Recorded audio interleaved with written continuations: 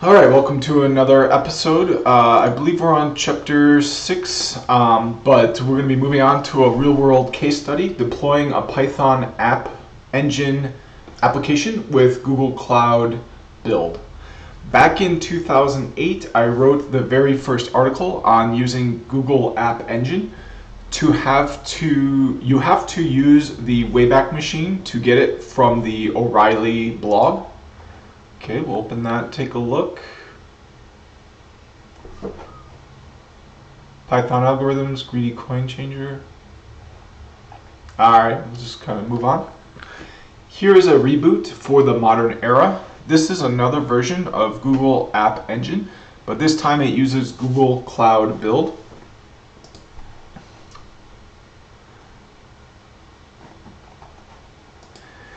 The Google Cloud Platform, GCP, Cloud Build, works a lot like AWS Code Pipeline.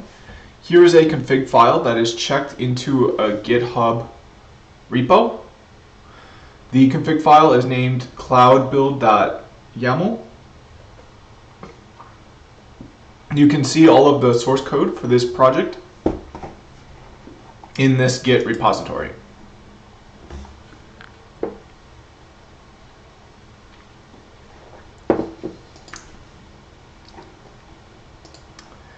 Alright, so here's the steps. Oh, okay. So yeah, here's the source code. Note that here's the cloudbuild.yaml file right here. Note that the cloudbuild.yaml file installs the packages seen here in the requirements.txt file and also runs gcloud app deploy, which deploys the App Engine application in check-in to GitHub.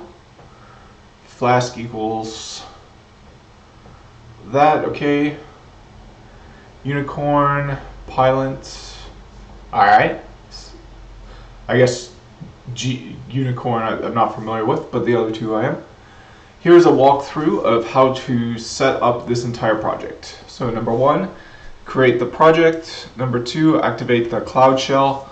Number 3, refer to the Hello World docs for the Python 3 App Engine. Number 4, run the scribe, verify project is working, bash gcloud projects describe, output of command. Okay. Number 5, you may want to verify that you have the correct project. If not, do this to the switch, gcloud config set project to the switch. Okay. The switch over to the correct project. Number 6, create the App Engine app, gcloud app create. So I'm hoping it'll walk us through these steps in more detail later. This will ask for region. Go ahead and pick US Central. Okay, I don't think it will. I think this is the walkthrough we're going to get for this. So let's follow along with this. We'll go back to step number 1 and see if we can get that working. So step number 1 is to create the project. See, this is why I thought there'd be more detailed things, because I don't know how to create the project. I don't know how to create the project. I don't know what they mean by that. So I guess maybe they mean to clone this repo. I guess maybe I'll try that.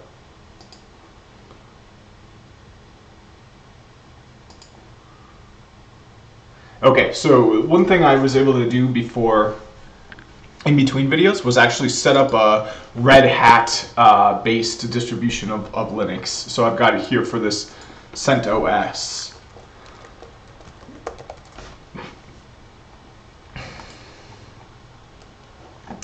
But I would rather use a Debian. I'm more comfortable with Debian.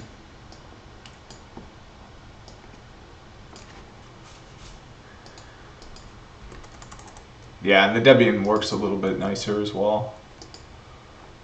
Yeah, this one, because you have to have the GUI for this one.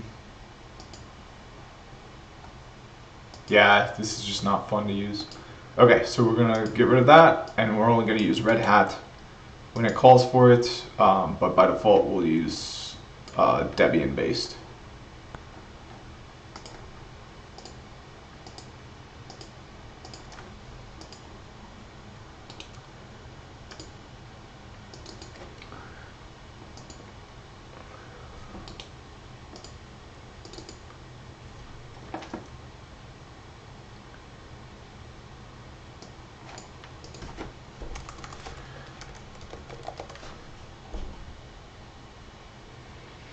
All right, so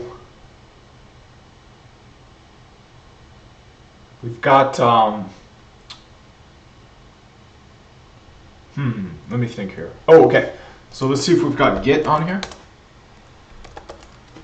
We don't. So first thing I'll need to do is install Git.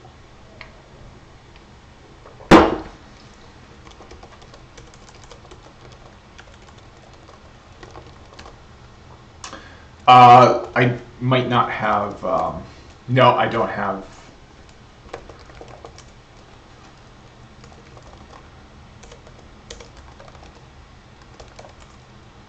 Oh, and we can see why my settings are not valid here, so we will change those. There we go. Put a space here so that it's a bit more readable. Perfect. Okay, if config eth0 down, eth0 up. Oh, and you know what? I might need to. I'll just reboot the machine. That's seemed to be the easiest way before, so.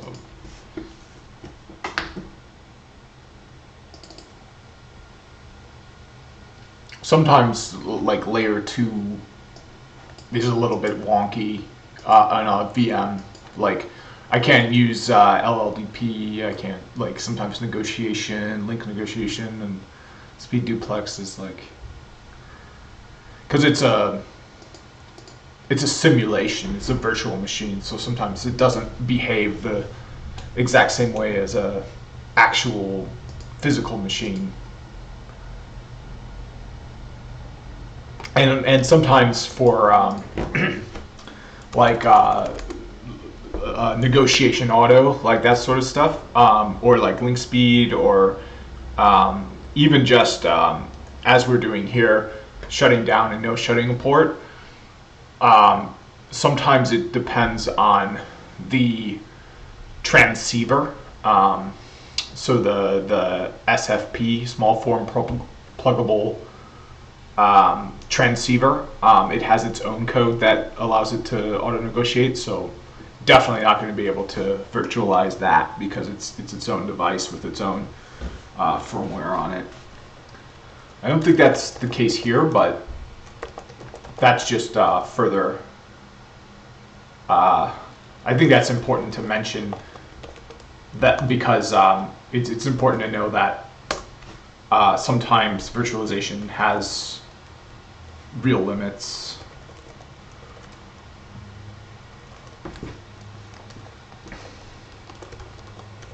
Okay, so my update didn't go through because I didn't have internet connectivity, so I need to do the update again. I thought I already did it, but I did already do it. It just didn't go through successfully.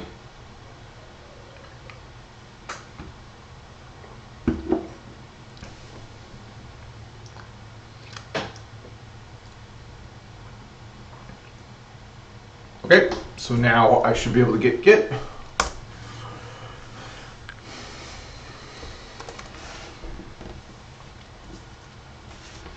Okay, and I think they mean what they mean by this first step here, create the project. I think they mean to clone the repo. I'm not sure what they mean by that.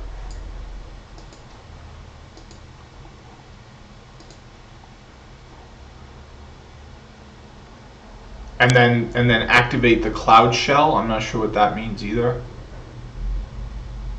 And then refer to the Hello World docs.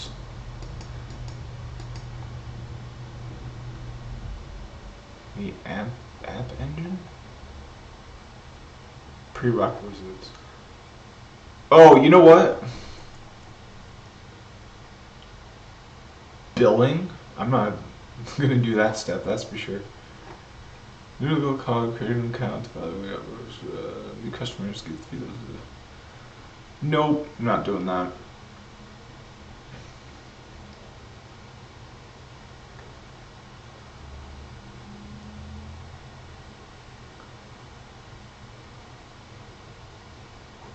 Okay, so I gotta run gcloud.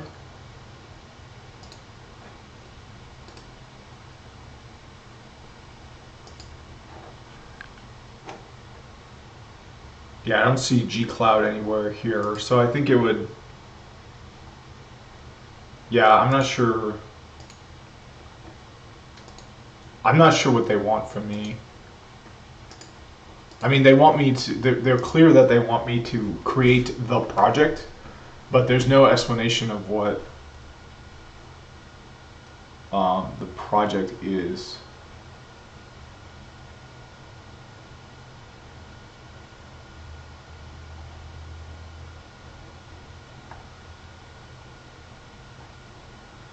So,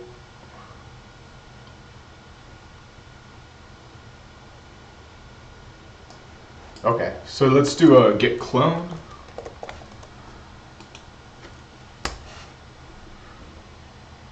Oh, looks like we were unable to access it. There's a problem with the SSL cert. Alright, so let's Google that. See if we can do like a verify false or something.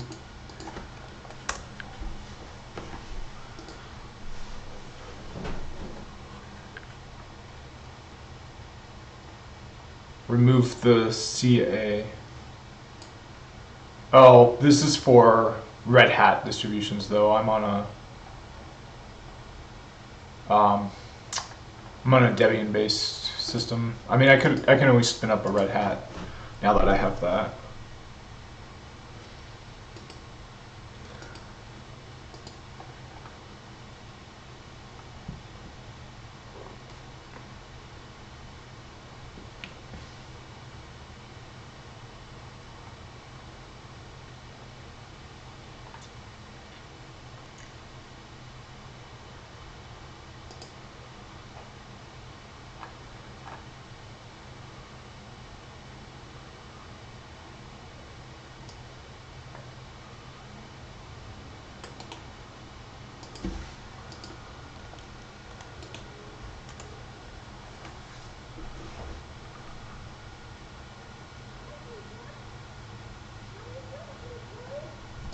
God damn it.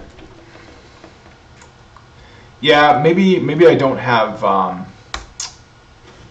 access rights to poll, because sometimes a project can be restricted from doing that with SVN. Okay, it looks like they want you to use SVN. Oh, here we go. Or okay, let's try with SSH instead.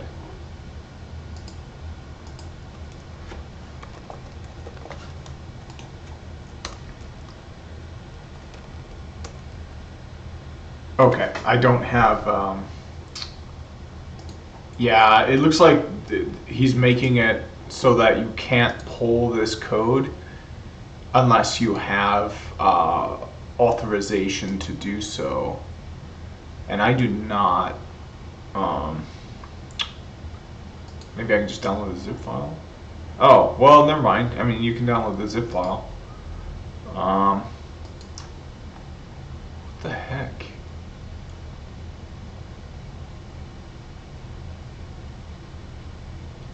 Oh, you know what? Here's the missing instructions. So it says step 1 is to create the project. So in the README file here, we can see create project step 1. We're on the Google Cloud platform and we're creating a project. So let's see if we can get to the Google Cloud.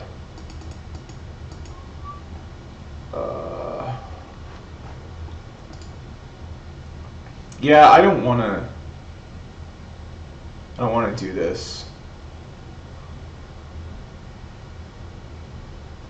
No, I'm not doing this. You know what? Let's just skim along. I don't want to use Google Cloud. I don't want to have billing information or anything like that. That's the problem with a lot of this stuff. It's like you get a tutorial, you go through, and it's just an advertisement for a paid service. It's like, well, you know, I want to learn how. It's like saying it's like this. It's like saying, okay, we're going to teach you to drive. Step 1, hire a good driver. It's like, I wanted to learn how to drive. I didn't want to hire a driver. Like, if you're going to teach me to drive, this first step should not be install the Uber app. And the second step, choose your pickup location. And the third step, choose where you want to go. It should be learn the traffic laws, learn how to get your license, learn how to turn the wheel and, you know, pump the brakes. Like, you know, that's what I want to learn. So this is just really frustrating when I come into something like this, because it's like, you know, I don't want to learn how to, you know, sign up and pay for, you know, some service. Like, if I'm ever in an environment where I need to do that, like, there should be like that's not something you have to learn. Like, I don't have to learn how to go grocery shopping. Like, you just go grocery shopping. Like, if they need me to, like if somebody wants me to buy something from them, I don't need to read a book on how to buy it. Like, that's not what I'm trying to learn, is like how to pay for a service. It's like I'm trying to learn how to do Python DevOps, which I guess involves paying for a service in some way. But like, I want to learn about like API calls and like just using like curl, using, you know, open source stuff. But I guess that's not what this book is about. So let's yeah, let's just oh, you know what? Okay, so let's think more about what it's actually asking. So we know from the repo, yeah, let's just go through and think about what it's asking. Might not necessarily be able to do it, but we'll at least get a sense for what it's asking. And if it's asking me to enter my credit card number, we'll just skip it and move along. So frustrating. What I would like to walk away from this with, though, is if I were a manager of an IT company, or if I had a need to do something, I want to walk away with a solid yes or no. Would I sign up and pay for Google Cloud if I had this set of requirements?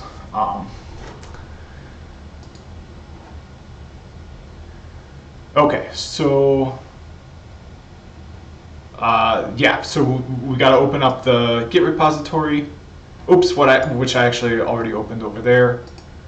There we go. And then now we can go and we can look at step 1 there. Oh, it's so frustrating. I can't tell you how frustrated I am by that. It's like,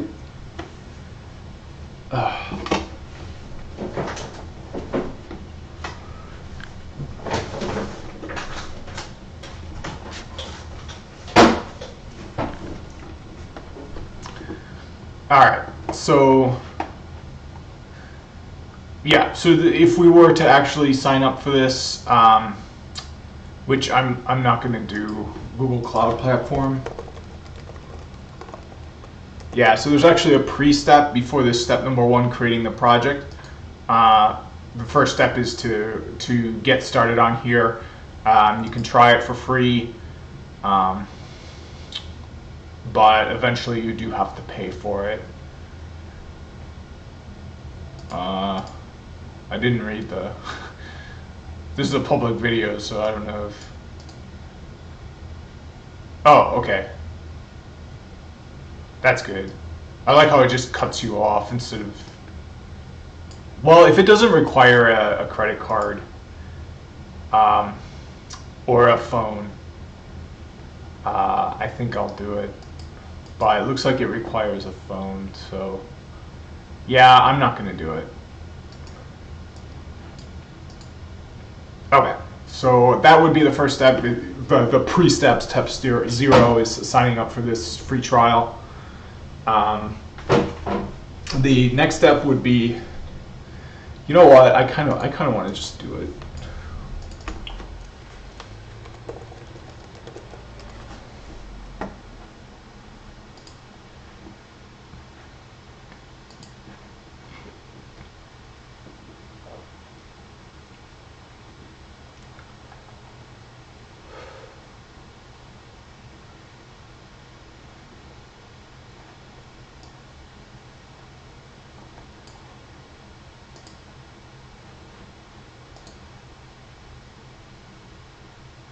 Yeah, if it's just a freeze trial that's gonna expire without like requiring, it's gonna require a credit card to sign up. I guarantee you it will. No, I'm not gonna sign up for that. So, but if I did, the first step would be creating the project. You just enter the project name. You got to enter a billing account and I'm not doing that. The second would be to activate the Cloud Shell, which it doesn't give you any instructions for. The third would be to refer to this documentation for reasons unknown. I guess I don't know why you would refer to this. Maybe there's further instructions on here. There are not. Okay. And then run describe. So I don't have describe. I don't know what describe is. You may want to verify that you have the correct project. If not, do this to switch. Okay, gcloud. I don't have gcloud. Create the app engine app. Clone the hello world sample app repo. CD into the repo. Update the Cloud Shell image. Note that this is optional. Create and source the virtual environments. Okay, so now they talk about this. Activate the Cloud Shell editor. Install the packages. This should install Flask. Run Flask locally. This runs Flask locally in the GCP shell. Use the web preview. Update main.py from Flask import Flask, from Flask import JSONify.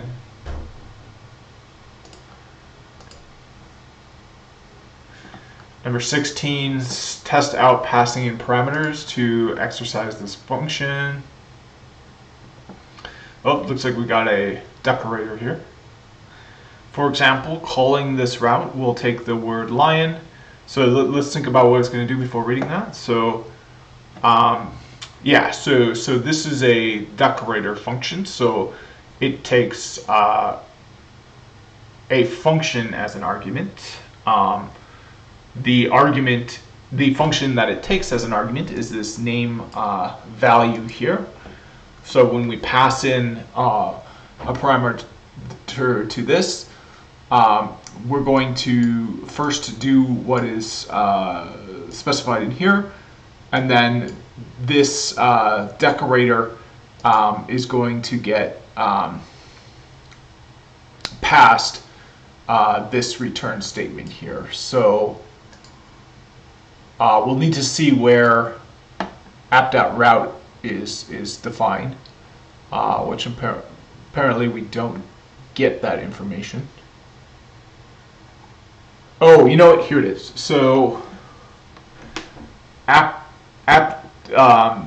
it's a Flask class. So it's a method, I believe. Yeah, app equals Flask. So it's a class. So app.route is a method in the class.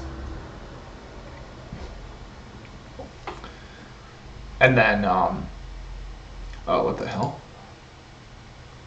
I don't understand how that works.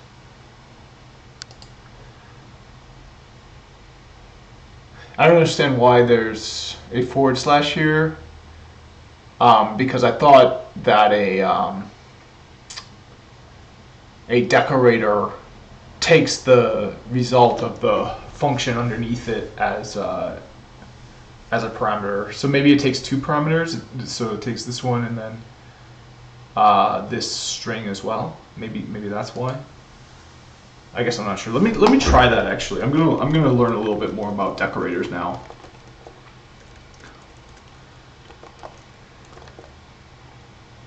Oh, do I not have IPython in here? I thought I did. Apparently I don't. Oh, right, because I only have it in my my virtual environment. So here's a Python shell. Well, this is not a Python shell. This is a PowerShell shell. So let's do a let's activate the virtual environment.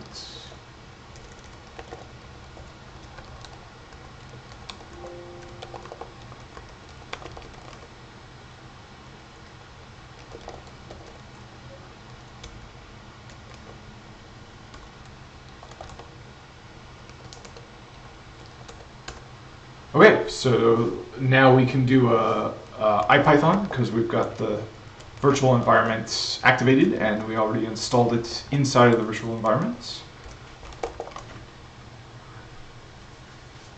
Okay, and now let's learn more about decorators. So the first thing we're going to do is just define a function.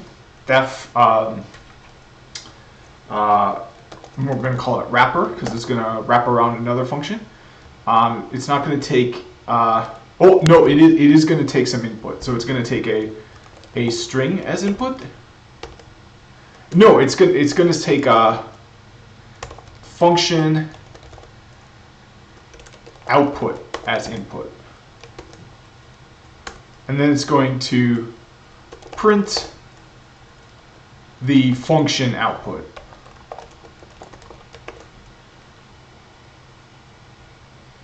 Okay, and then it's not going to have a return statement, so it's going to return nothing.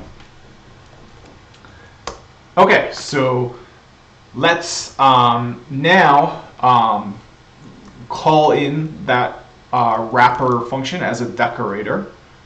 So we're going to do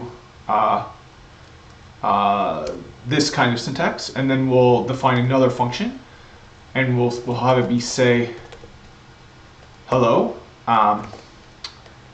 or how about wave hello, and it doesn't take any parameters, doesn't take any arguments, so I have no parameters defined, and then we're going to return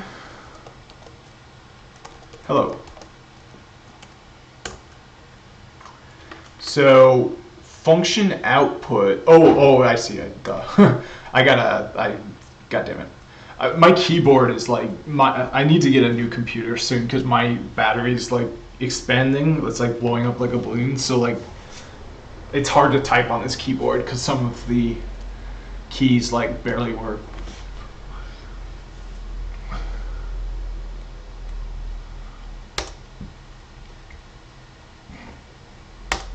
Okay, so this is more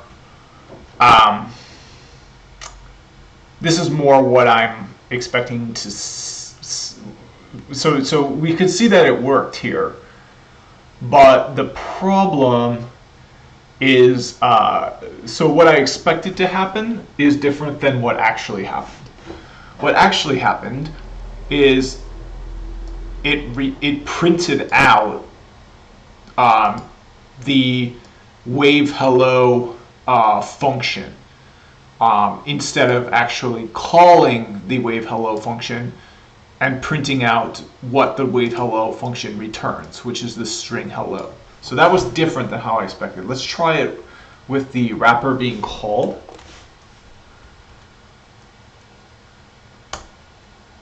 Okay, so that didn't work either.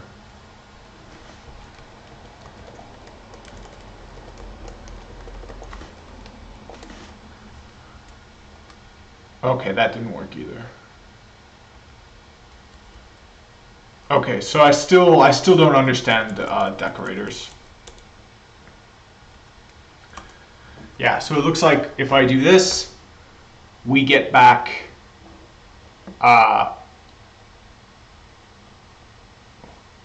oh, you know what?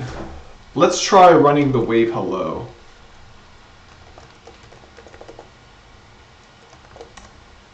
None type object is not callable. Okay. Yeah, I don't understand how decorators work still. So let's go back. So this is the function that is the decorator.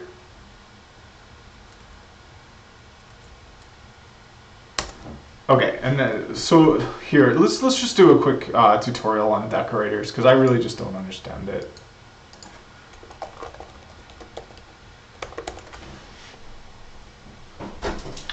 Okay, so we're going to go to realpython.com. We're going to do a primer on decorators. Oh, this is going to be so bad.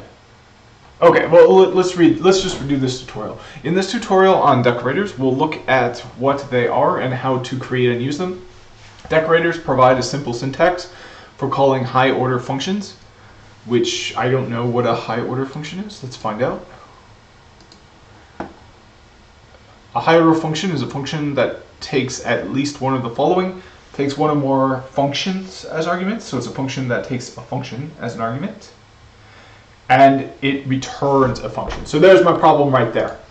I used a wrapper that, and it didn't return a function. So a generator, or sorry, a decorator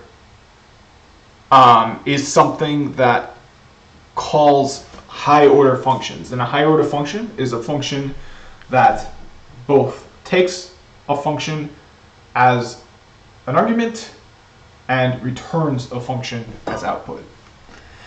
By definition, a decorator is a function that takes another function and extends the behavior of the latter function without explicitly modifying it.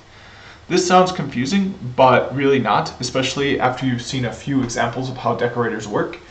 You can find all the examples from this article here. Okay.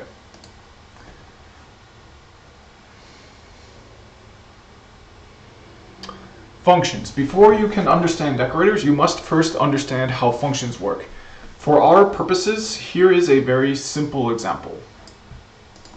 Okay, so let's follow along with the example.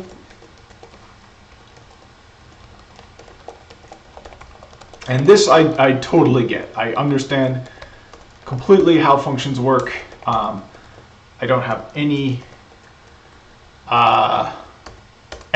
that I can't clearly explain. So we've got a def keyword here says we're going to define a function. Then we've got the name of our function. And then we've got our parameters. So the parameter is named number. So when we call this function, now we pass it arguments, and the arguments can be it can be anything. We can even pass it pass it a string like that.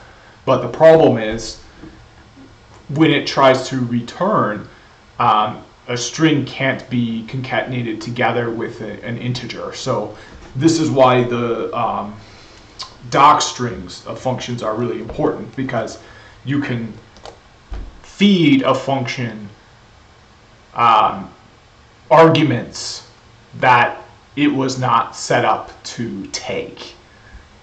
So this is why this doc string, you must provide an integer as an argument. There we go. And now, if I run this function again, add one test. Oops, it didn't work. What happened? Help. Add one. You must provide an integer as an argument. So that's why those doc strings are so important in functions, because you just can't tell just by looking at a function what sort of arguments are valid to pass to that function when you call it, and what the intent of the function is and what sorts of operations happen to its parameters. So just to be super clear, I'm using the terms arguments and parameters. The way I understand this, and I'm still not sure if this is entirely accurate, I think it is. An argument is something you pass to a function, and a parameter is it's the same as an argument essentially, but it means that you're defining the function. When you say the word argument, you mean that the function has already been defined and you're calling it and using the function. You're passing the function arguments. But when you say parameter, you're saying I am in the process of defining this function. So here's the parameters it needs. And here's what will happen with those parameters. So even that's not entirely accurate to say, because what you're saying is here's the arguments it needs, because you're going to be running it when it needs stuff. So you're going to need to provide arguments. But I need to define parameters and use those parameters in a certain way. But when you call it that same thing, a synonym for that is going to be an argument. But it's not exactly a synonym because it talks about different times in the function life cycle. A parameter is when you're writing the function, and a argument is when you're using the function after it has been written. But I doubt they're consistent with that in a lot of the tutorials and stuff about this. In general, functions in Python may also have side effects rather than just turning an input into an output. The print function is a basic example of this. It returns none while having the side effect of outputting something to the console. However, to understand decorators, it is enough to think about functions as something that turns given arguments into a value. Note, in functional programming, you work almost only with pure functions without side effects. While not a purely functional language, Python supports many of the functional programming concepts, including functions as first-class objects. First-class objects in Python, functions are first-class objects. This means that functions can be passed around and used as arguments, just like any other object: string, int, float, list, and so on. Consider the following three functions, and we'll type those out.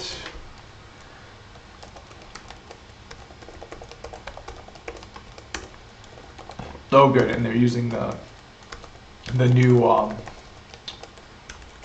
syntax for string substitutions.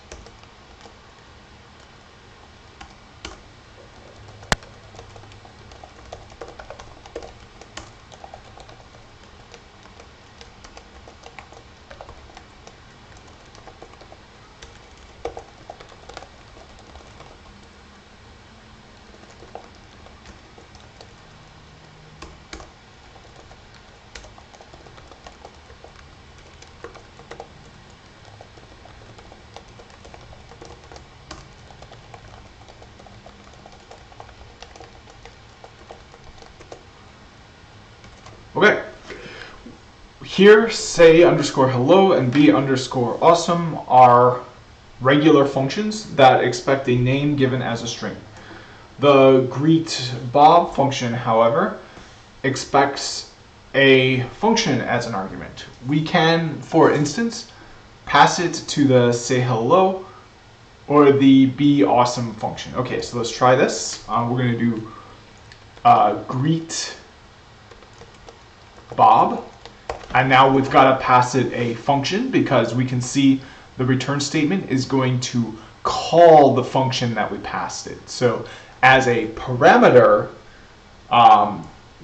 the function's name would be greeter underscore func because that is the name of the parameter. But when we actually use the function, we're going to be feeding it arguments. And the arguments we're going to be feeding it are functions. So we have two functions here. We have say hello as a function and be awesome as a function. So we can feed it either of those two functions. So we'll start by feeding it the hello function.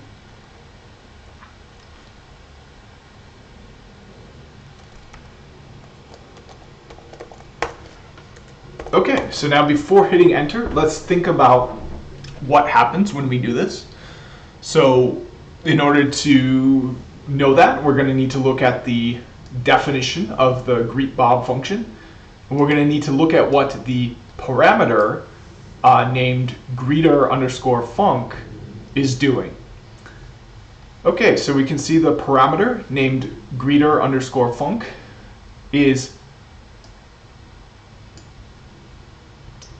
being called with an argument that is a string.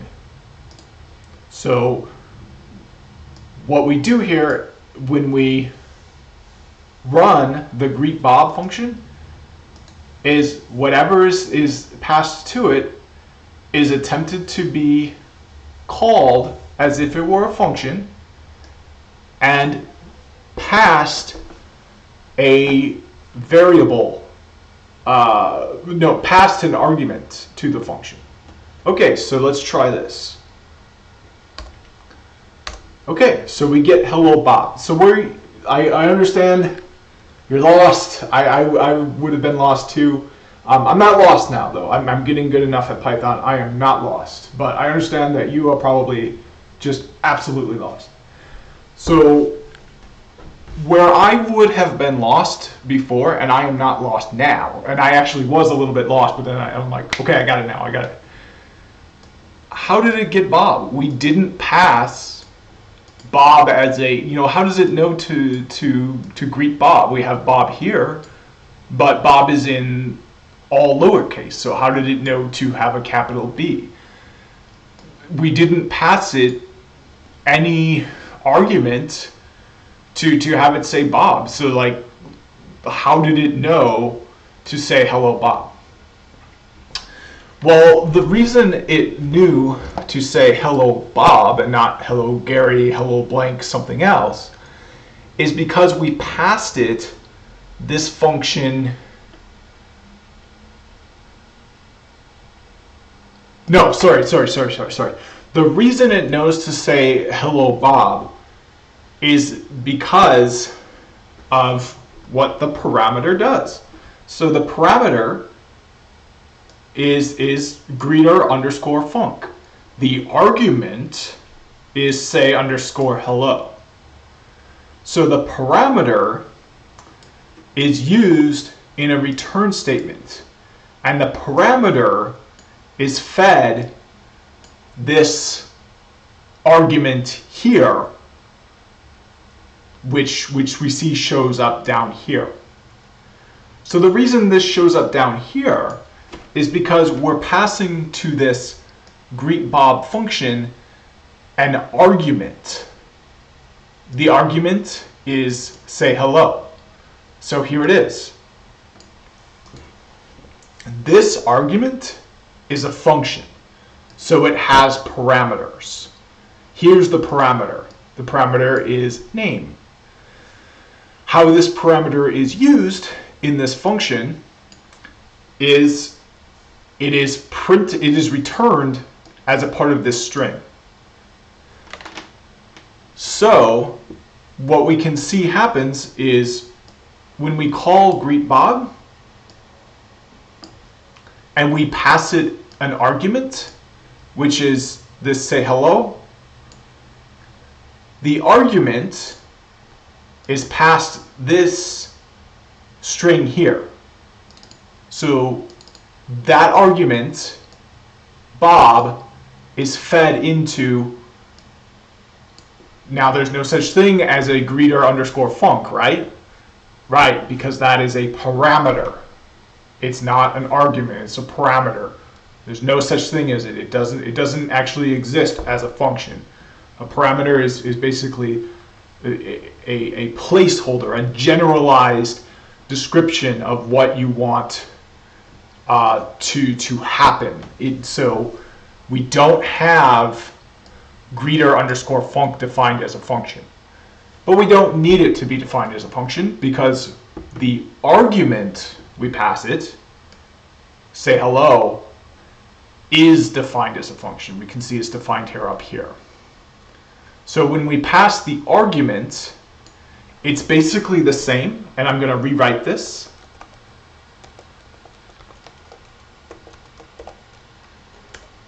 As doing this.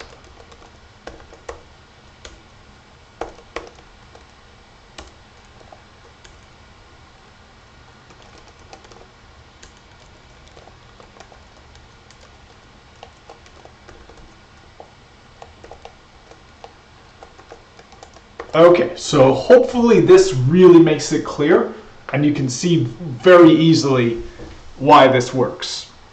So if we were to define this function here using our parameter as the function with the name of our parameter being the same name as the argument we will use, we can see much clearer, oh yes, when we call this function, yes, we feed it an argument, and that argument is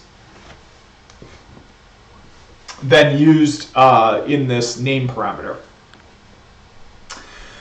So that name parameter will be the equivalent of this Bob argument when we call this function. So hopefully that's super clear how that works. And that's what we're doing here. We're passing in this say hello, and then this is what it would look like if our parameter was the same name as our argument. So now that our parameters are the same name as the arguments, hopefully it is more clear what's happening, and I don't need to have this up here anymore. So we can see we're passing it an argument. The argument is this function, and this function requires input here. It requires a string in order to work with this return statement. So we pass it a string.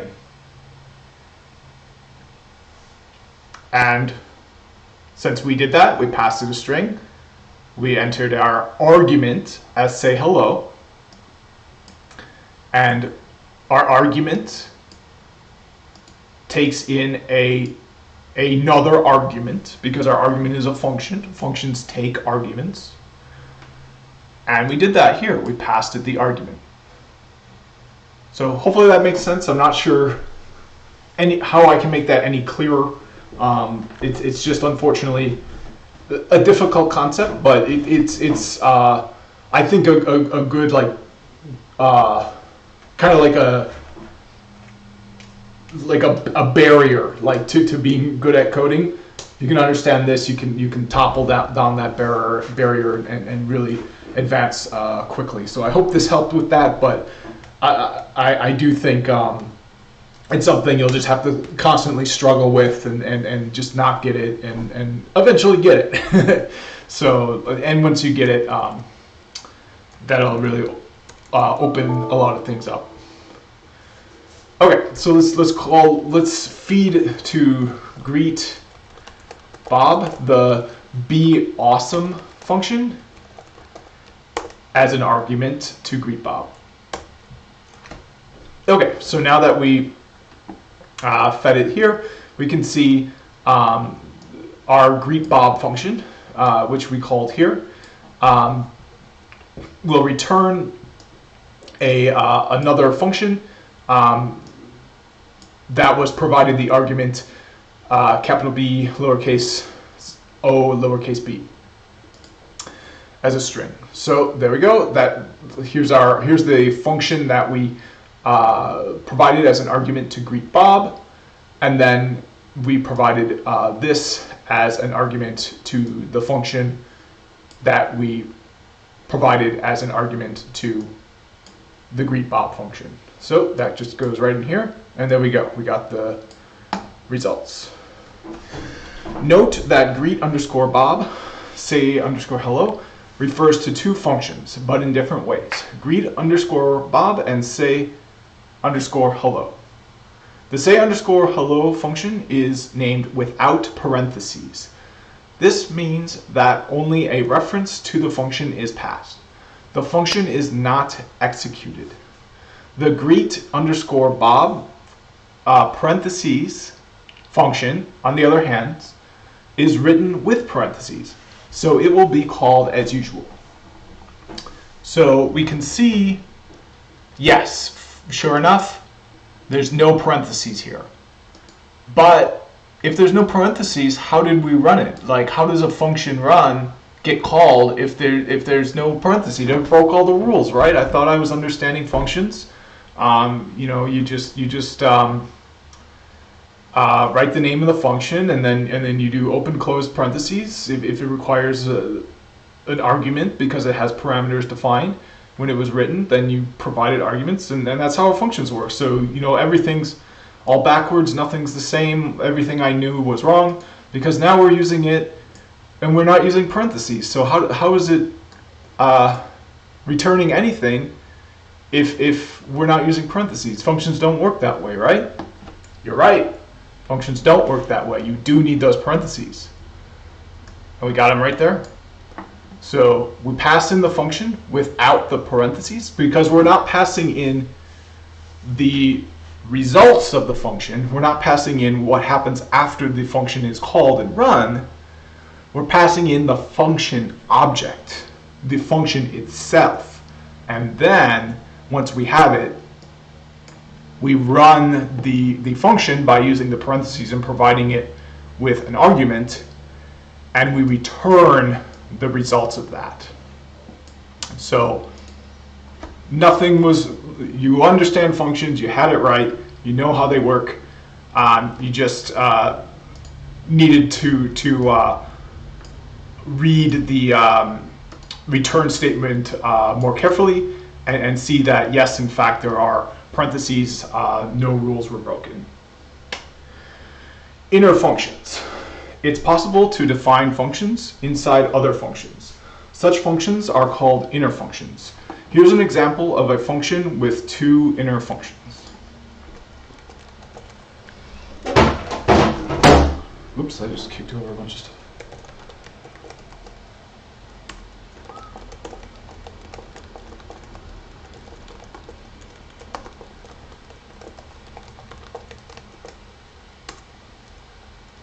Okay, so now we're defining functions within functions. There's something known as namespaces in Python, and it's LEGB, local, enclosed, global, built-in. So I'll show you something once I'm done with this here. So once I'm done typing this out, first child, print.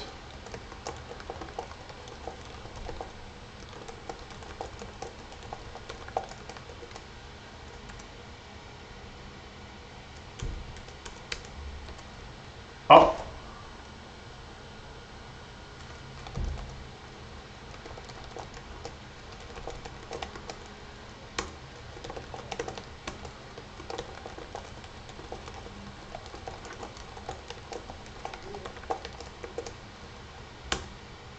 Okay, so now we've got our function.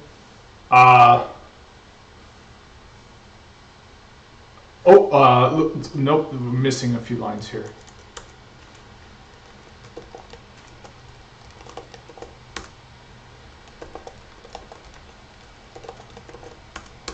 Okay, so we've got our parent function defined, but we've also defined two more functions inside our parent function. We've defined the first child function and the second file chunk function. Neither functions have any parameters defined, so we won't need to pass them any arguments. So we defined them, let's run them.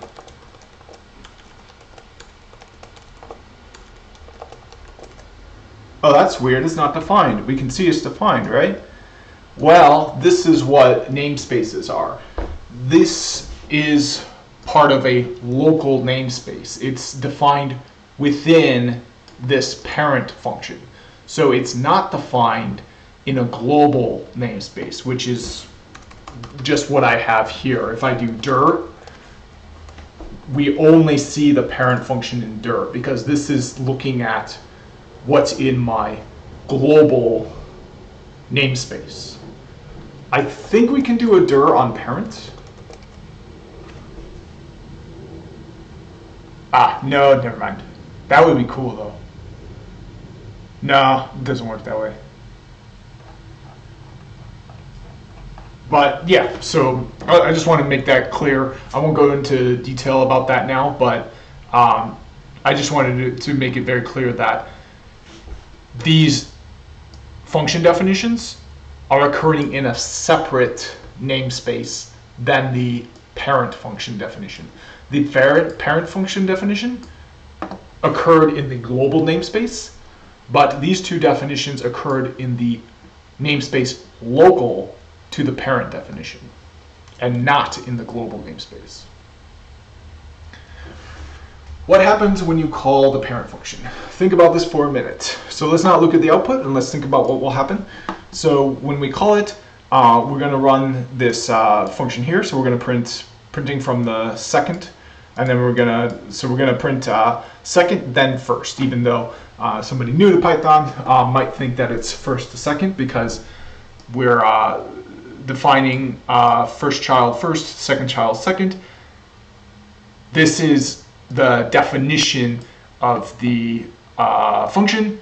So when we actually use the function, we call it, you can see, we called the second one first and the first one second because the code is run line to line, top to bottom. So when we run the code and it's run line to line, top to bottom, we can see the first line is going to be defining this function parent. The second line is going to be just printing out something. So we're actually not going to see this and then this. What we're going to see is this second line here in the function definition beforehand. So we're going to see 3 lines of text: this line, and this line. And that's because when we go down the code, running it line by line, we hit this line here, which is going to print. But now we're just doing function definitions. We're not actually printing anything until we get down to these lines that actually call the functions. Okay, and you can see that is correct. We got the parent, second, first. Note that the order in which the inner functions are defined does not matter. Are defined does not matter. The order in which they call matters a lot. Like with any other functions, the printing only happens when the inner functions are executed.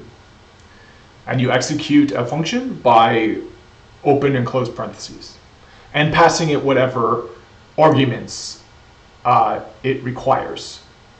And you know what arguments are required by looking at the parameters of a function when it is defined.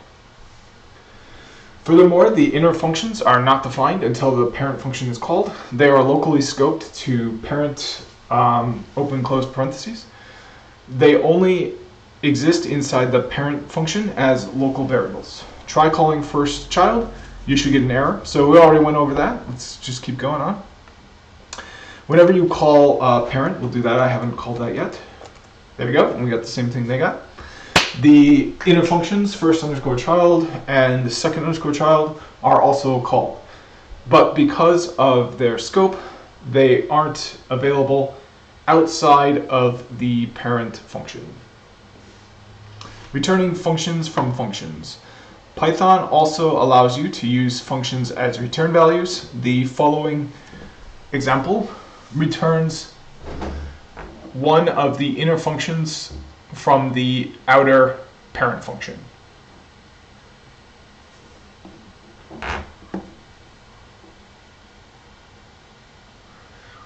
Note that you are returning first underscore child without parentheses. Recall that this means that you are returning a reference to the function first underscore child. In contrast, first underscore child, open parentheses, close parentheses with parentheses, refers to the result of evaluating the function. This can be seen in the following example. This is a really good explanation. I'm going to actually write this code out. But I'm really liking this explanation of this.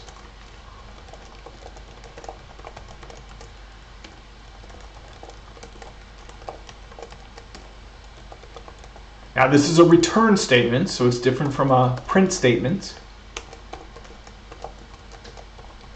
The difference is that a print statement is a function, just like here. So print is a built-in function, and it actually has a definition with this def keyword, but you just don't see it because it's built in. It's already there for you. It's defined just by starting a Python shell. You don't have to define it yourself. It's built in and ready to go.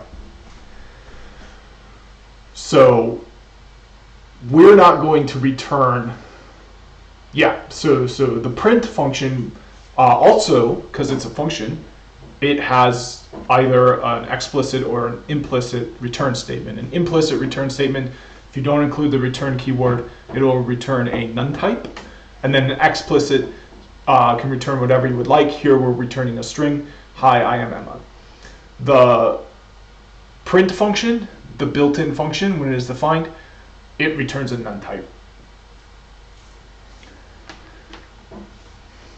So we're not going to be printing this here. We're going to be returning it when we run this function. So when we run this function, the function will return this string here. What it will not do is run the print function with this string as an argument provided to that function. And it's a huge difference, because if you simply print this and you don't use this return statement, you can't save the output as a variable. You'll get a none type returned because your function is returning a none type because you didn't include the return statement. But if you have, instead of the print function, a return statement with the string, now you can save the result of running this function, calling this function, to a variable, and instead of a none type, you will get this string because your function returns that string. So now you can save that to a variable.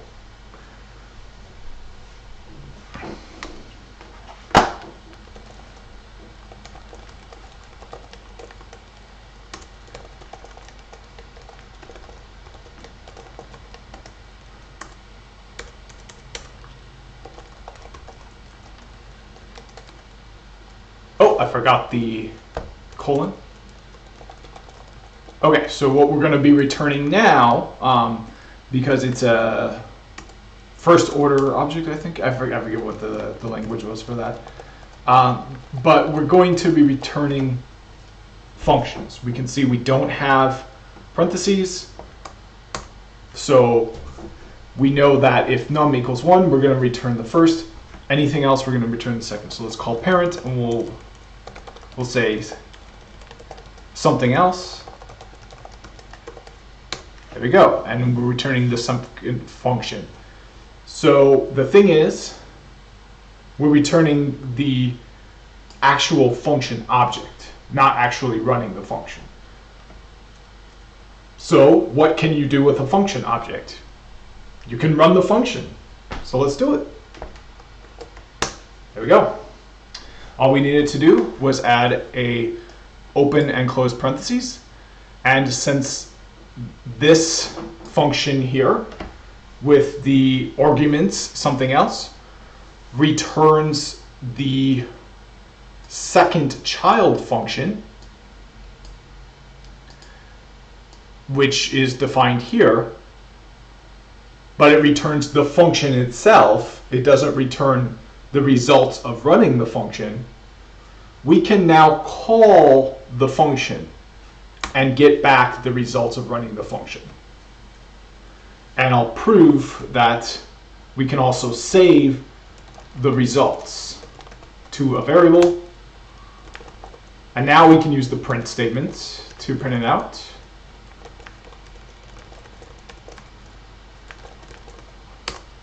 There There you go. So note that you are returning first underscore child without the parentheses. Recall that this means that you are returning a reference to the function first underscore child. In contrast, first underscore child with parentheses refers to the result of evaluating the function. This can be seen in the following example.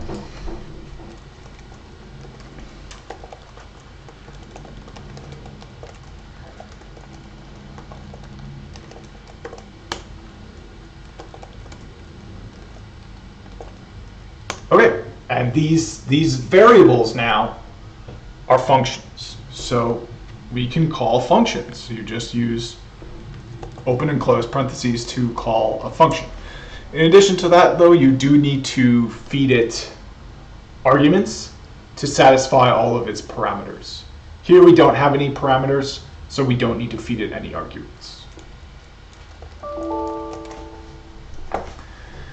The somewhat cryptic output simply means that the first variable refers to the local first underscore child function inside of the parent, while the second refers to the second underscore child.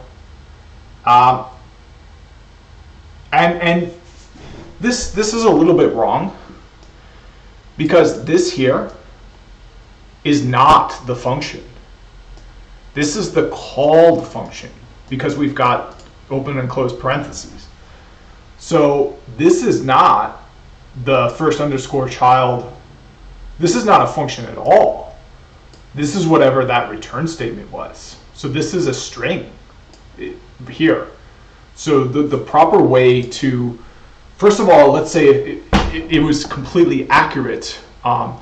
So let's say that this sentence was incorrect, but it was incorrect because they used the wrong word here. It would read like this. The somewhat cryptic output simply means that the first variable refers to the local first underscore child string, because this is a string because of these parentheses. This here refers to the return of that function. So the proper way to write this statement would be without these parentheses here. Otherwise, they're not talking about a function. So the proper way to write this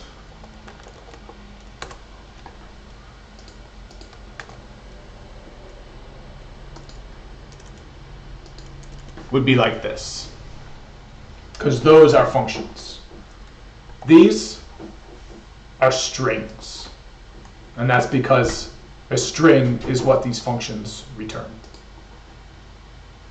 And the functions are called. We can see that with the parentheses. You can now use first and second as if they are regular functions, even though the functions they point to can't be accessed directly. Yep, and there you go. You can now call the functions. Finally, note that in the earlier example, you executed the inner functions with the parent function. For instance, first underscore child. However, in this last example, you did not add parentheses to the inner functions, first underscore child, upon returning. That way, you got a reference to each function that you could call in the future. Makes sense. So yeah, it makes sense to me. I kind of wish they would get this right, though, because this here is not the parent function. The parent function only extends to here. This is the return statement of the parent function. But maybe that's just a colloquial way to write it. But if you were to be extra super careful about how to write it, I would say it's more accurate to write it like this without the parentheses if you're talking about the actual function and not what the function returns. Simple decorators. Now that you've seen that functions are just like any other object in Python, you are ready to move on and see the magical beast that is the Python decorator. Let's start with an example.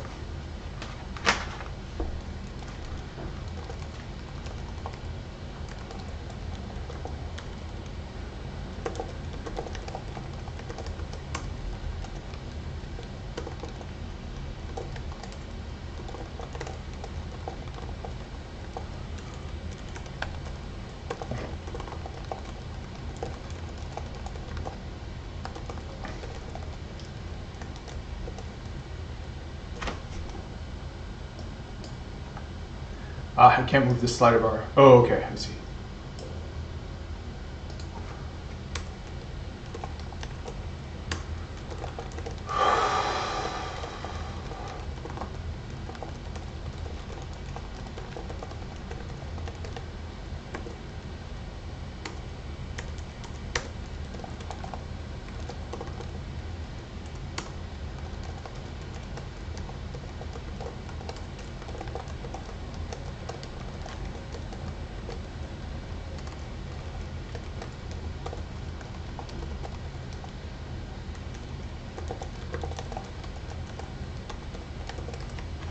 Okay, so now we've got, say we here. Let's see what this is. So it's a function. Oh, what the hell? Why did we... It looks like we overwrote the function definition though with... I don't like this example. Can you guess what happens when we call say we? Try it.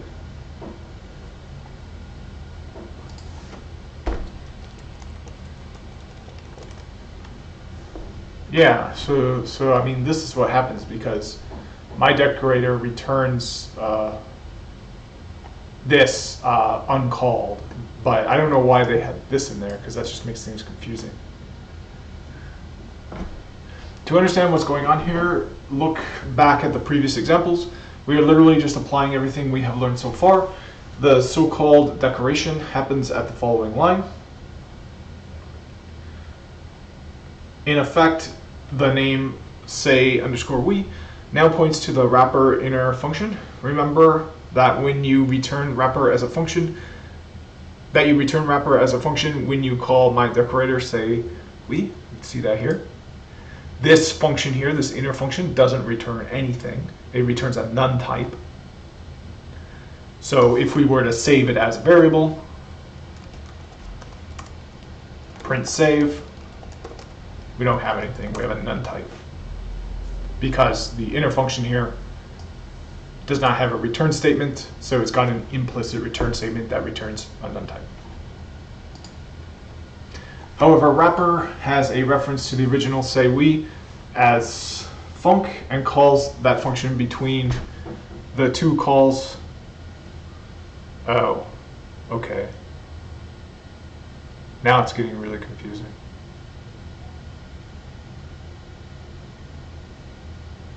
Now I'm confused. Oh, I get it. Okay. Now I get it. And calls that function between the two calls to print. Put simply, decorators wrap a function, modifying its behavior. Before moving on, let's have a look at a second example. Because wrapper is a regular Python function, the way a decorator modifies a function can change dynamically. So as not to disturb your neighbors, the following example will only run the decorated code during the day. Is this almost done? It's not. It goes on forever.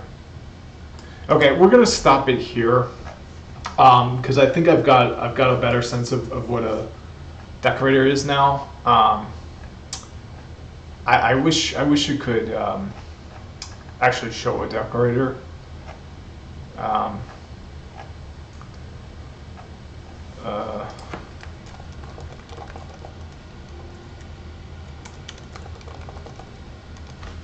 Yeah, I wish you could actually show a decorator.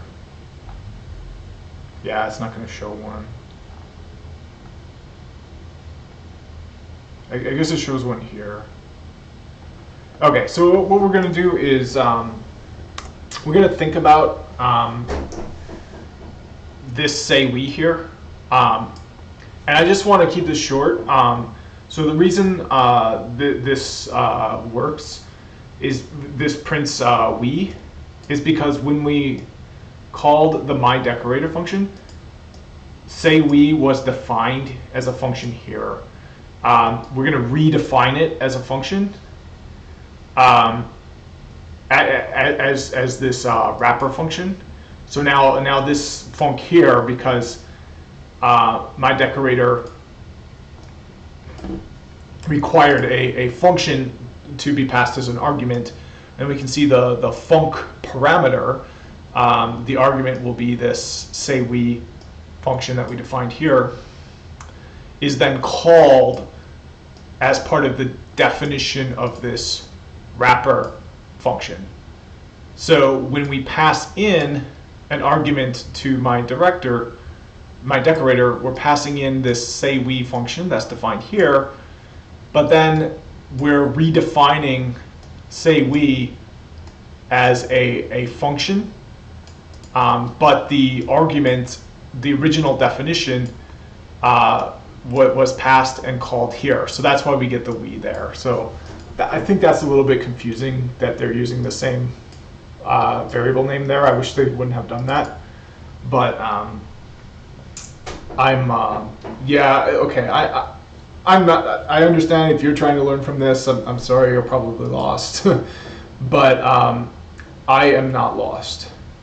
So I want to finish it up. I'll just write out this last example because I just want to actually do a decorator after doing this.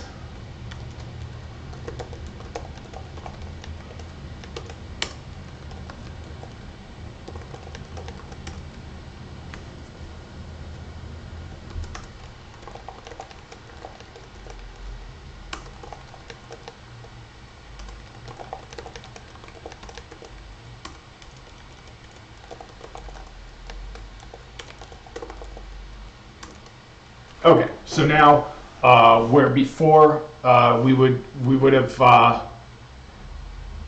done a what we did up here is we defined say we as and then we used it as an argument to this my decorator. So instead of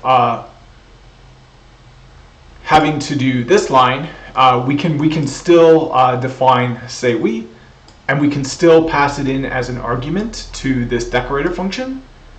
But now we can pass it in as an argument to that function, while at the same time defining it.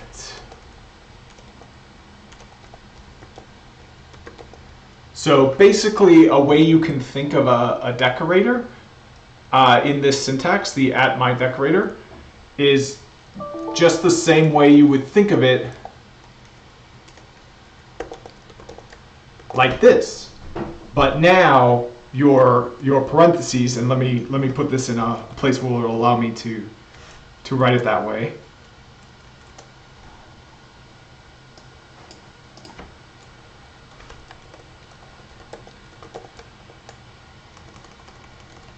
So you can think of it like that, basically, like a multi-line free-form field where you can write anything you want. Yeah.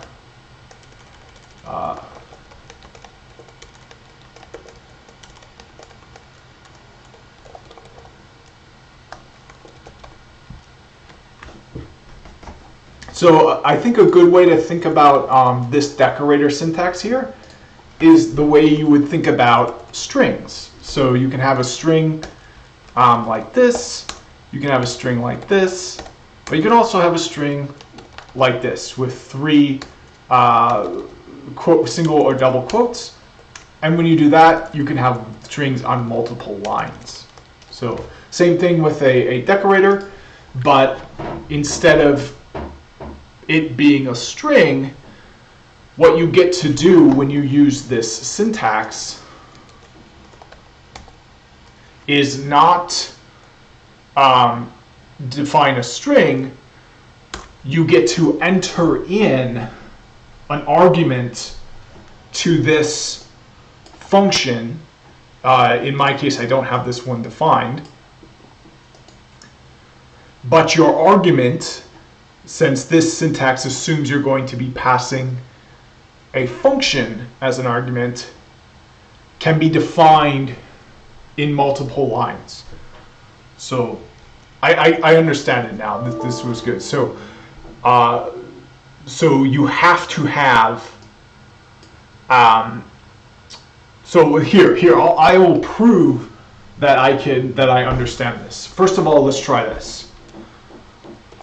Understand, or def understand. We're not allowing any arguments. We're not defining any parameters. So this function will not take any arguments. So we're going to return you understand. Okay, now let's use this as a decorator. So the way decorators work is this is basically like calling a function like you would normally do, like this. So this is how we would do it if we weren't doing it, calling it as a decorator, because you can call a decorator function just like a regular function like this. But decorator functions require functions as arguments. They're defined with parameters that are functions. So what you can do with this special syntax that you can't do with the other syntax is you can define your function while it is being entered in as an argument. Without this syntax, def test, return test. So this is valid syntax, and a way you can think of it is as if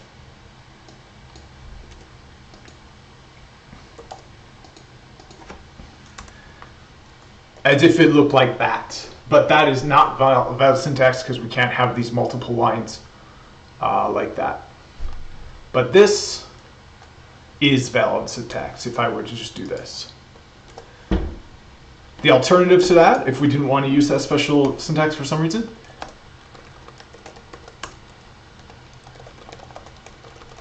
we could define the function previously,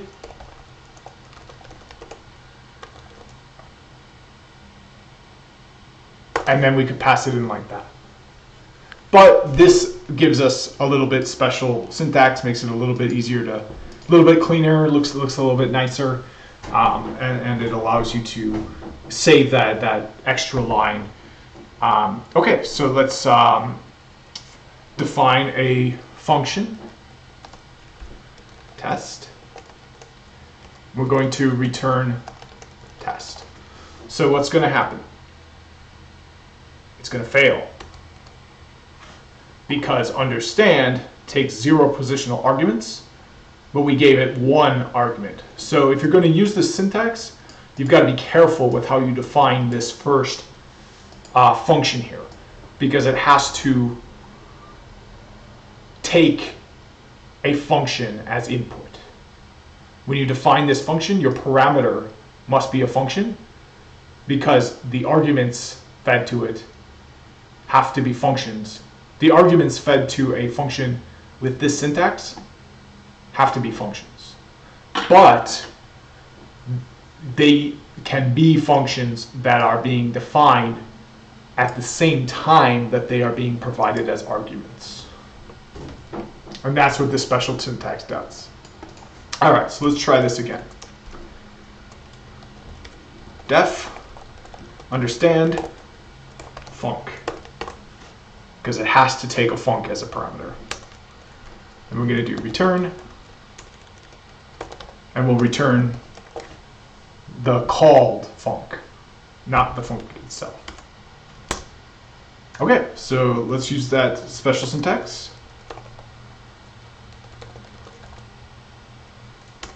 All right, and now let's feed it an argument. The argument is going to be a function. So let's write a function. Def, that's how we write functions. We'll call it test. And then we'll return test. Okay, so now when we run the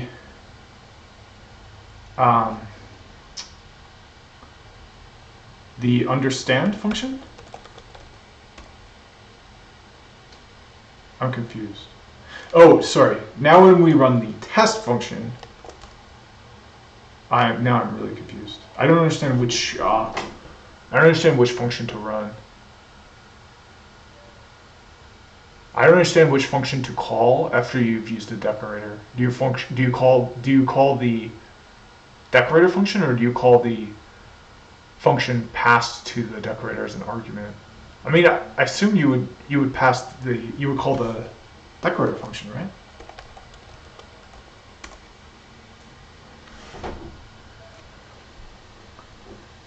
Now, why is the decorator function not? I'm really confused.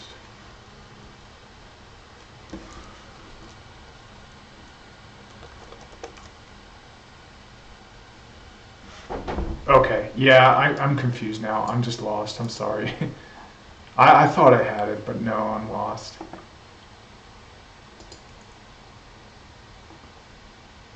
Oh, they're not even cool about that.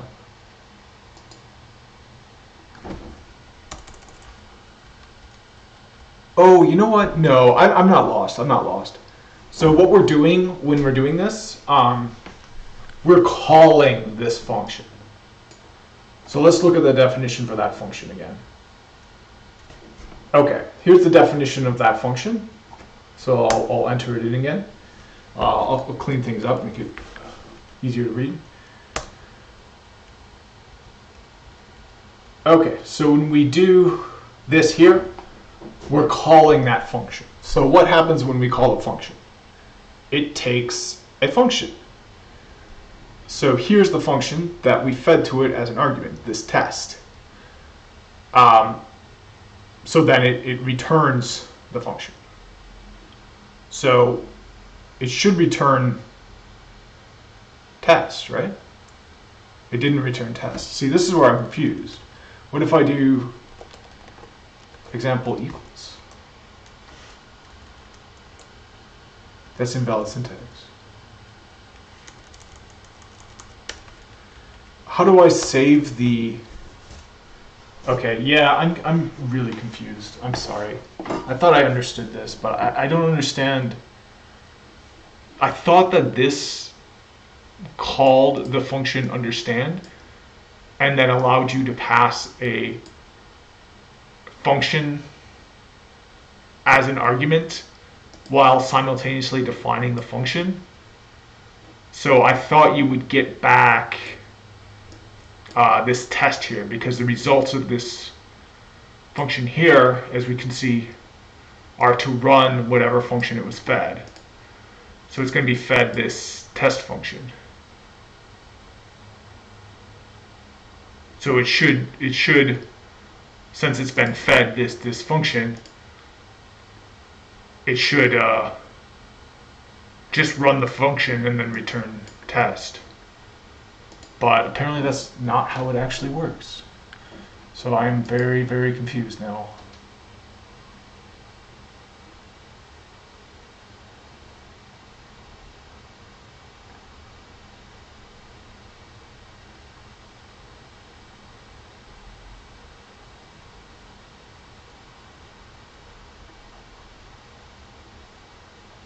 Okay, here we go. Here's a clear answer. So, oh, it looks like they are using this function here.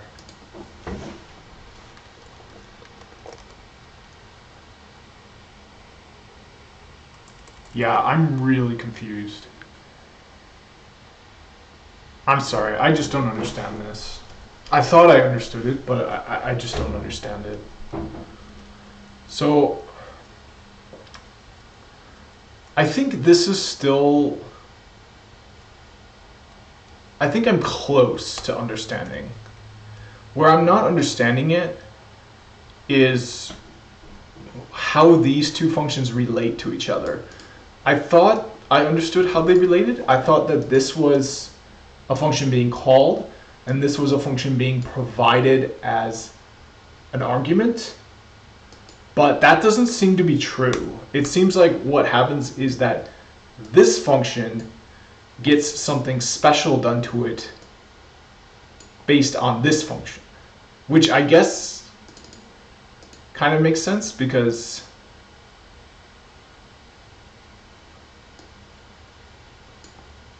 I am so confused. Why didn't it print out test? I don't understand why it didn't print out test. Or, well, not print it out, but I don't understand why I can't save a... Yeah, or why a string object is not callable.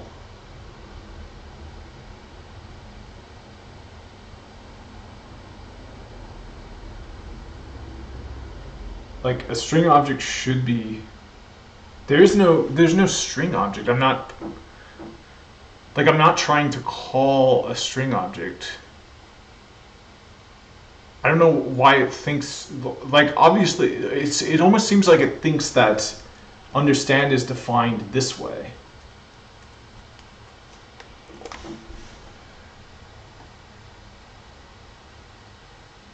Oh, you know what? I think I can make it work like this.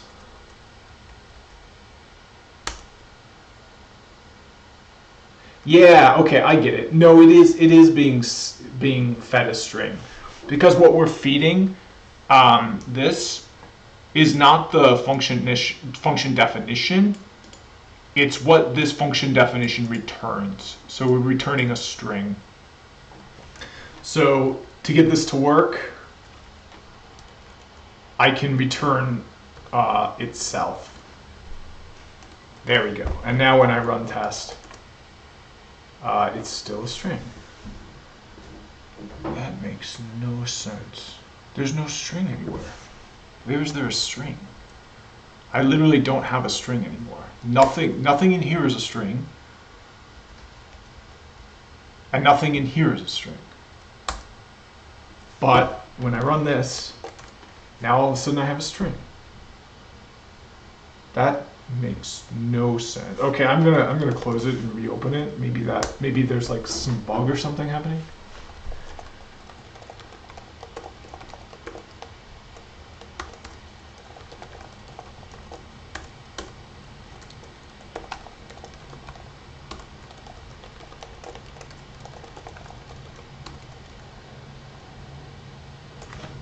Okay, now test is not defined.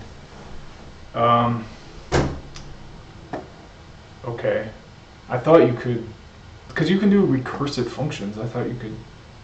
No, you can't because it's not. Shit. Okay, but I think. Yeah, I don't understand. I'm sorry, I just don't get it. I don't get it. I just plain don't get it. We can.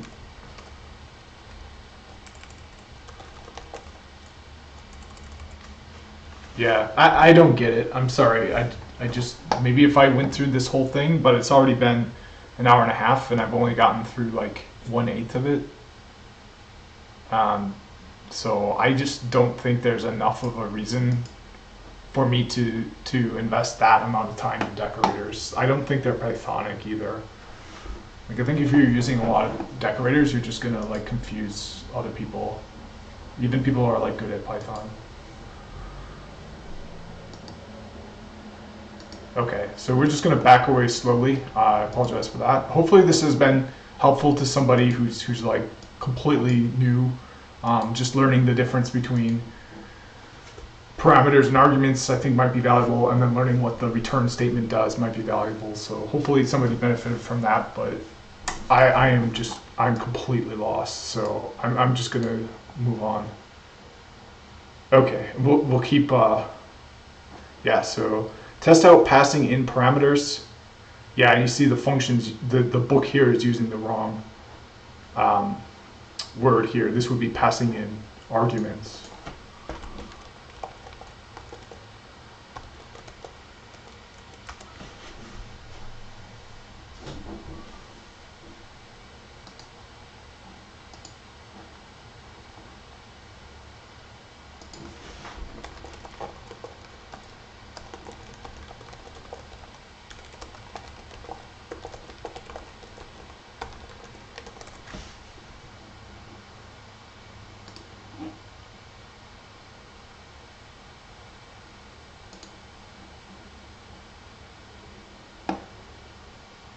Yeah, okay. Well, this computer science thing agrees with me. Oh, this is for the C language though. Yeah, I don't know. Like, it, I'm lost.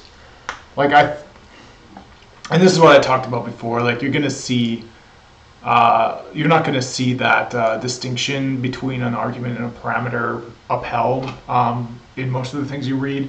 They'll blur it together. They'll call a parameter a function, parameter an argument a parameter. And to be honest, I'm not even super sure that that distinction actually does exist.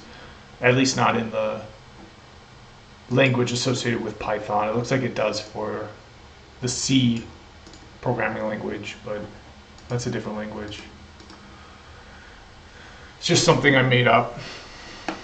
All right, but it's important to, I think, understand the difference between a function being defined and a function being used. All right, but we'll just keep on going. For example, calling this route, we'll take the word lion and pass it into the name function in Flask. Now deploy the app. Be warned, your first deploy could take about 10 minutes. Yeah, I'm not doing this. You might also need to enable the cloud build API. Now stream the log files. The production app is deployed and should like this. And should like this. It should like it. Yeah, this book is starting to get bad, man. Add a new route and test it out. I hope this book is better. Install Pandas and return JSON results. At this point, you may want to consider creating a makefile and doing this. The web route syntax looks like the following block. Add Pandas import at the top. When you call the route, you should get something like this. What do they mean call the route? Do they mean the URL? I don't understand why they're, because I mean, if you know networking too, like this would never be a route. It would never be a subnet. It would always be a host address. I don't understand. I don't know. They completely lost me. I mean, it looks cool. It would be cool to actually have this work, but I'm not signing up for Google Cloud. Oh, that's cool. Import Wikipedia. Add NLP to the app. Add Python notebook. Enable the Cloud Natural Language API. That's cool. Yeah, this could be really cool. End to end. You can run AI as well on it. An AI app? That'd be cool.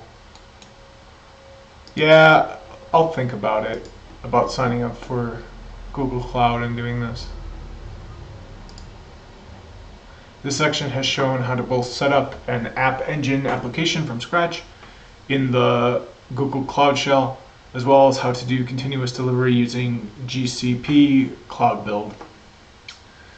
Okay, real-world case study, NFS-OPS. NFS-OPS is an operational technique that uses NFS, Network File System, mount points to manage clusters of computers.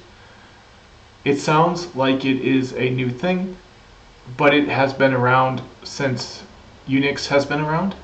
NOAA used NFS mount points on Caltech's Unix systems back in 2000 to manage and maintain software. What is old is new again. As a part-time consultant at a virtual reality startup, VR, I love it. I play VR a lot. In San Francisco, one problem I faced was how to build a jobs framework quickly that would dispatch work to thousands of AWS Spot instances. The solution that ultimately worked was to use NFS-OPS to deploy Python code to thousands of computer vision Spot instances sub-second. Okay, so it looks like he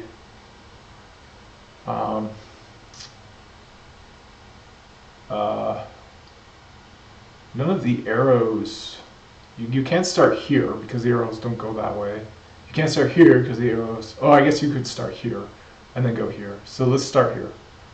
So developer goes to Cloud 9, goes to EFS, which is the source of truth, and then it can go back and forth between a Jenkins Spot instance or on demand. It can go back and forth between a web server for automatic access.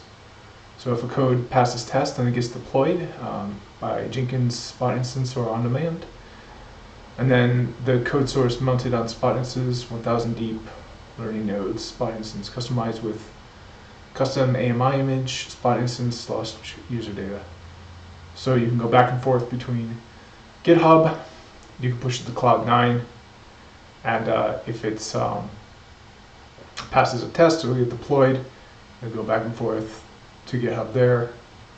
So, okay, makes sense. NFSOPS works by using a build server, in this case Jenkins, to mount several Amazon Elastic File System EFS mount points, dev, stage, prod. When a continuous integration build is performed, the final step is an rsync to the respective mount point. Jenkins deploy build step. The deploy is then subsecond to the mount point. When Spot instances are launched by the thousands, they are pre-configured to mount EFS, the NFS mount points, and use the source code. This is a handy deployment pattern that optimizes for simplicity and speed. It can also work quite well in tandem with IAC, Amazon Machine Image AMI, or Ansible. Alright, so that's the end of chapter 6. Sorry, I just couldn't bring myself to sign up for Google Cloud Services. It looked like I missed a lot of really cool things. I missed the NLP program, so like using like a help chat, like an automated help chat. I could have set that sort of thing up. I missed an AI platform. I could have probably made a chat bot if I'd been willing to sign up for that. So that's kind of a bummer. But I think I'm just going to plow ahead and keep moving through. It would have been cool, but there's this section here should be. I've done a machine learning thing before, and I just want to move on and learn more about DevOps. So, yep, that's it for chapter 6. Sorry about the tangent, only to just realize that I don't understand it and I'm giving up on it anyway. But hopefully it was helpful to anyone learning Python new. And then, sorry I skipped a lot of chapter 6, but stay tuned. Next video I'll be starting chapter 7.